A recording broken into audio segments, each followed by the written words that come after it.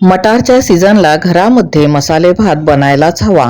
मसाले भात एकदम टेस्टी व सुगंधी बनवण्यासाठी अर्धी वाटी तुपावर लवंग, मिरे, दालचिनी, जिरे इत्यादी खडे मसाले घालून त्यावर हिरवी चटणी घालून छान परतून घ्यायचे। हिरवी मिरची, कोथिंबीर, आले, लसूण व पुदिना वाटून ही चटणी बनवायची असते।